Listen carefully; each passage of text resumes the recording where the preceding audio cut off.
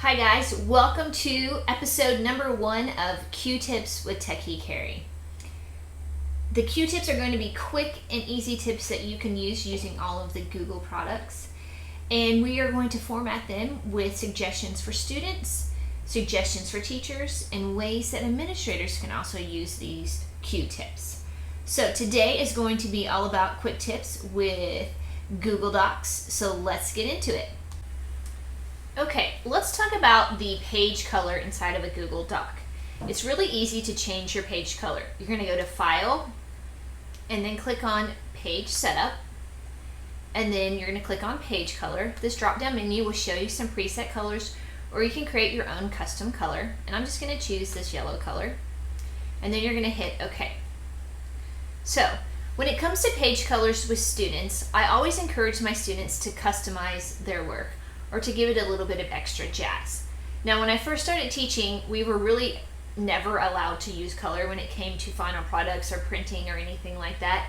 And the cool thing with Google Docs is kiddos can change their colors, they can share them with so many other people, and they never have to worry about using too much ink or too much color. Let's talk about teacher uses of the page color. Now, a lot of teachers are using an LMS, a learning management system, like Google Classroom, Schoology, to name a few. And I have a lot of teachers that are changing their background color to show importance to their students. So for instance, they're telling their students, when you see an assignment inside of Google Classroom with a blue background, that means that's a test assignment. If you see an assignment with a yellow background, that's a daily grade. Or if you see an assignment with an orange background, that means that's a homework grade. It's an easy way for students to visually see the importance of the assignment that's being posted in the learning management system. As an administrator, changing the background color of Google Docs can help your staff visually see what they are going to be reading inside of an email. So let's say, for instance, you set up a color code as an administrator.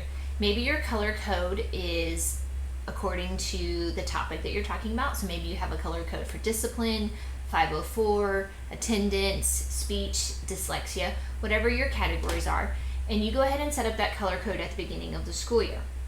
When teachers open up their Gmail or any email, they can see that mini preview, or called a thumbnail, of the Google Doc, and they can quickly scan it. Oh, that's yellow, that stands for dyslexia, I'm a dyslexia teacher, I need to quickly read this.